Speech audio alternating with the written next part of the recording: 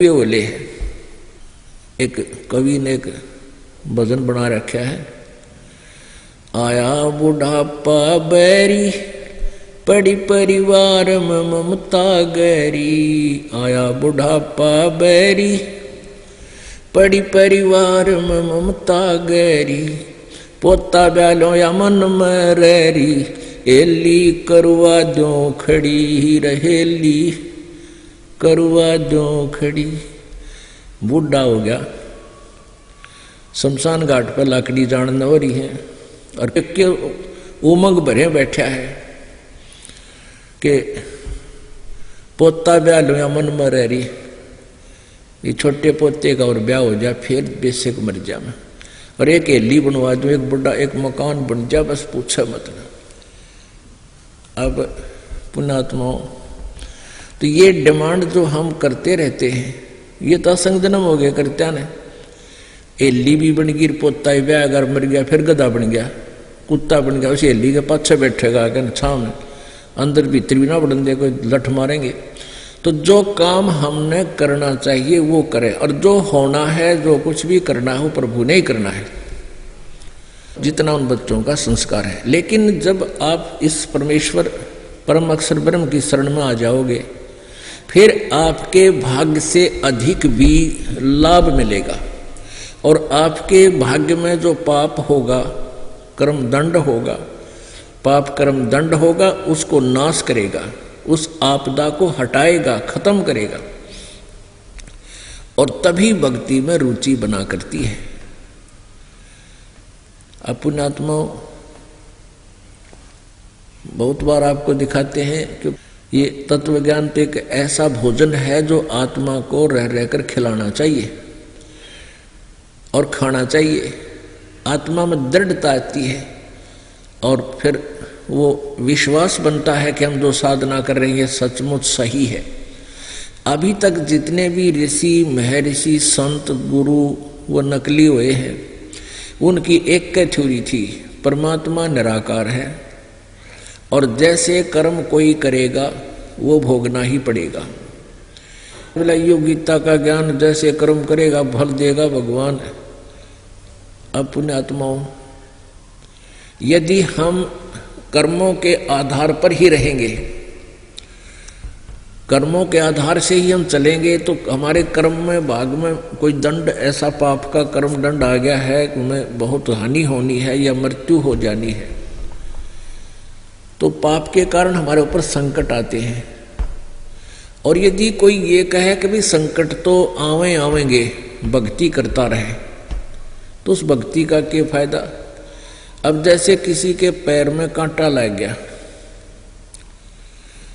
और उस कांटा वो टूट गया, अंदर दिखाई दे नहीं रहा और उसको पीड़ा हो रही है, वो किसी के पास गया, उसने कहा देख, उसने पैर साफ करके बता दिया तेरा कांटा लग रहा भाई, और इस कांटे के कारण पीड़ा है। कोई ये कहेगा कि कांटा तो निकलेगा नहीं, तो जूता पहन ले और फिर कांटा नहीं लगेगा। पुण्यात्माओं, कांटा लगे पैर में जूता पहना नहीं जा सकता, वो तो कांटा निकला है।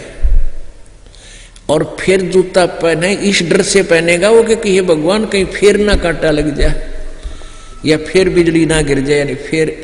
तो ऐसे ही अभी तक जितने भी ऋषि महर्षि संत हुए हैं, उनकी एक ही थ्योरी थी, एक ही सिद्धांत था, वो ज्ञानहीन थे, वेद ज्ञानहीन थे। वो कहा करते थे कि जैसे कर्म जो करेगा, यानी आपके प्रारब्ध में जो पाप हैं उनका दंड भोगना पड़ेगा, पाप के कारण कष्ट होते हैं। पुण्यात्मा, कोई भी दुखी प्राणी परमात्मा की खोज में चलता है, इसलिए चलता है कि एक परमात्मा एक ऐसी शक्ति है जो दुखों का निवारण करते हैं।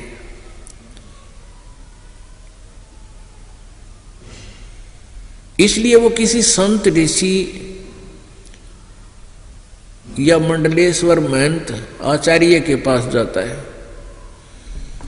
अब वो आचार्य जो ऋषि है या गुरु है जो भी है, वो जाते ही उसको कोई जंतर मंत्र या पूजा या कोई दान करने की विधि अवश्य सलाह देता है।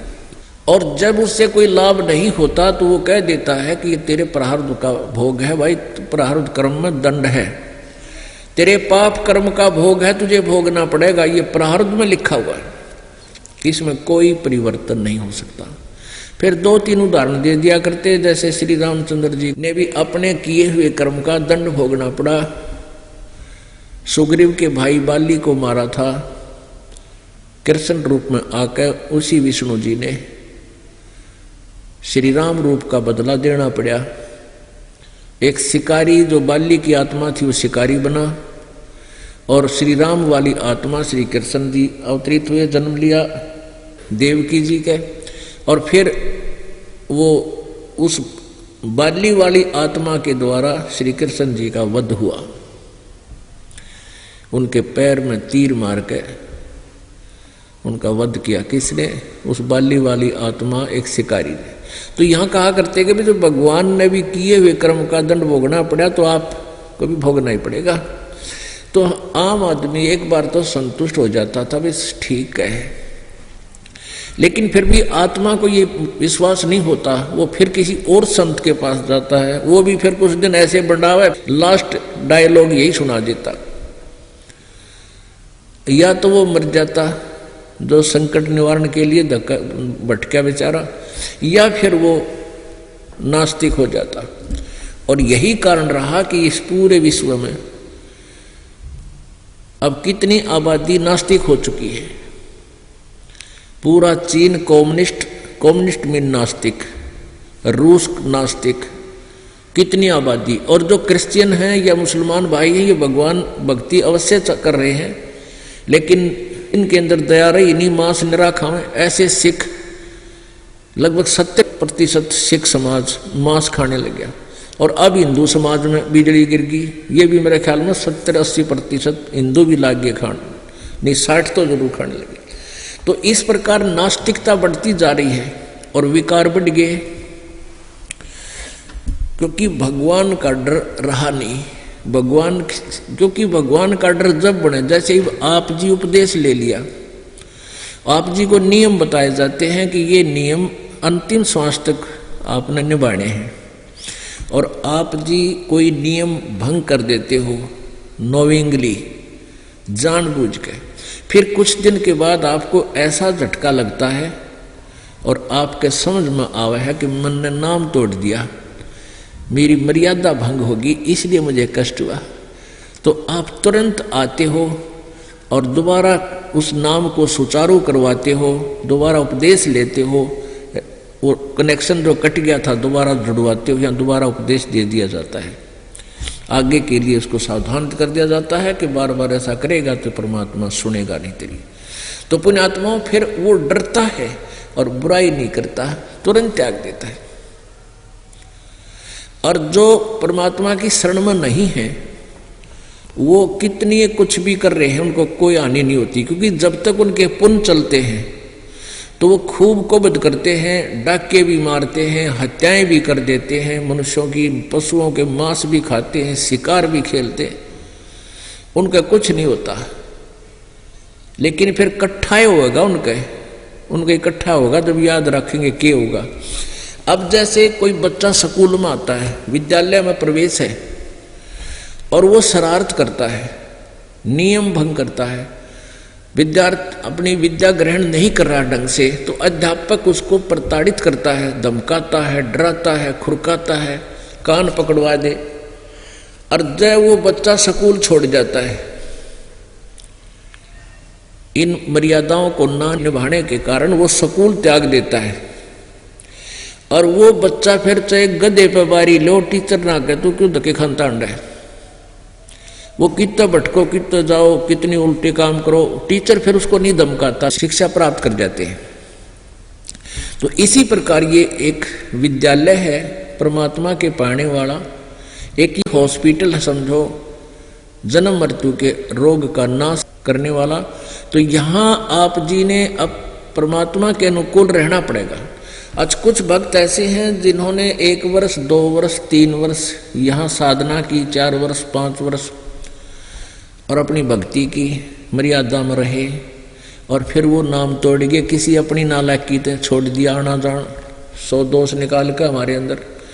अब वो कहते हैं कि हमने 3 वर्ष हो गए वहां जाते नहीं आश्रम में और हमारा ठीक काम चल रहा है, कितना कुछ नहीं होता। अरे तेरा के जो, और कहते हैं हम नाम तो वही जाप करे हैं, मंत्र तो वही जाप करते हैं, लेकिन गुरु छोड़ दिया। अपने आत्माओं जब तक उनके वो पुण्य चलेंगे जो 3 वर्ष 4 वर्ष 5 वर्ष यहाँ रहकर चले गए, तब तक तो उनको नो प्रॉब्लम।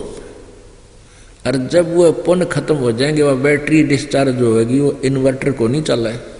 सतगुरु संगत छोड़ के चे लाख वर्ष जप कीन, इंद्री कर्म ना मोक्ष हुए फिर काल के आधीन। अपने परम संत को छोड़ के और उन मंत्रा का चे लाख वर्ष जप करता रहे, इंद्री कर्म ना मोक्ष हुए। ना तो इंद्रियों में फर्क पड़े, ये कमजोर नहीं होंगी यानी बुरी इंद्रियां, और न ही पाप कर्म नाश होगा और काल के अधीन यही धक्के खाता रहेगा। इन सभी पहलुओं पर विचार करके पुण्यात्माओं, आप जी ने अपना जीवन सफल करना है। अब प्रसंग चल रहा है कि परमात्मा की भक्ति के बारे में अपरिचित होने से कोई कुछ साधना करते हैं, कोई कुछ साधना करते हैं, और पूर्ण परमात्मा की भक्ति करने से ही जीव को मोक्ष प्राप्त होता है। अब जैसे किसी के पैर में कांटा लगा था और उसको कोई ये कहे भी कांटा तो निकले, कोई ना जूता पहन ले। अब कांटा लगे पैर में जूता पहना नहीं जा सकता। तो पुण्यात्माओं, अभी तक ये जितने भी संत ऋषि महर्षि हुए हैं, ये यही कहा करते थे कि ये तो तुम्हारे प्रारब्ध का भोग है, तुम्हें भोगना ही पड़ेगा। जब उनकी दाढ़ नहीं गलती, वो आने वाले से जो कुछ भी लेना देना, दक्षिणा लेनी, पूजा करवानी, सब करवा के छक लेते, जिस कारण से आज हम नास्तिक हो गए। कोई तो जैसे किसी को कोई टेंशन होगी, टेंशन का कारण क्या है कि कोई काम ना होया उसका, जिस कारण से उसको टेंशन होगी। तो उस संतों से हुआ नहीं, मंदिर मस्जिदों से हुआ नहीं, आखिर में फिर टेंशन बुलाने के लिए उसने गुट्टी लानी शुरू कर दी। कोई सिगरेट में चरस डाल के पी ले है, कोई दारू पी शराब पीने लग गए। तो पुण्यात्माओं, शराब से टेंशन खत्म नहीं हो सकती, सिगरेट बीड़ी पीने से टेंशन खत्म नहीं हो सकती। टेंशन खत्म होगी जिस कारण से वह टेंशन बनी है, वो कारण ठीक हो। तो वो कारण आपके प्रारब्ध में दुख है, तो ना तो ब्रह्मा जी कर सकते, ना विष्णु जी, ना शिव जी, और न ही ये ब्रह्म कर सकता, ना पर ब्रह्म कर सकता, उसको चेंज नहीं कर सकते। केवल परम अक्षर ब्रह्म जो पूर्ण परमात्मा कर सकता है। और वो भी उसने विधि बताई है कि अपना ये सत साधना करो, सतनाम की भक्ति करो, पूर्ण संत की शरण में रहो, फिर आपके भाग्य में जो भी कोई पाप कर्म होंगे उनको नाश कर दिया जाएगा। अभी तक जितने भी ऋषि महर्षि हुए उनके थोड़ी सी थ्योरी दिखाता हूँ, सिद्धांत दिखाता हूँ। पुण्यात्माओं, ये सौभाग्य आपका, आपको सदग्रंथों के दर्शन हो रहे हैं। पहले तो हम वेद सुने थे, इस दास ने 37 साल की उम्र हो गई थी जब ये नाम प्राप्त हुआ सतगुरु का। दास ने वेद सुने थे पर देखे नहीं थे, वो किसे हो, लंबे हैं, मोटे हैं, या कितने कोई ताम्र पात्र पर लिख रखे हैं या कोई कागज पर लिखा हुआ ज्ञान है, इतना भी नहीं था। लेकिन कहाँ थे हम यहाँ तक सीमित थे, जय गणेश देवा, माता थारी पार्वती, पिता महादेवा, ये घोटरे थे, या हनुमान चालीसा। तो इस तरह के हम उन यथार्थ ज्ञान से इतनी दूर हो गए थे। और धीरे धीरे भी श्रीमद् भगवत गीता को हम पढ़ते थे लेकिन समझ नहीं पाते थे, क्योंकि हमारा मोतिया बिंद था ज्ञान का। अब कबीर परमेश्वर जी ने, हमारे गुरुदेव जी ने हमारी आंखों का वो ज्ञान रूपी मोतियाबंद का ऑपरेशन कर दिया।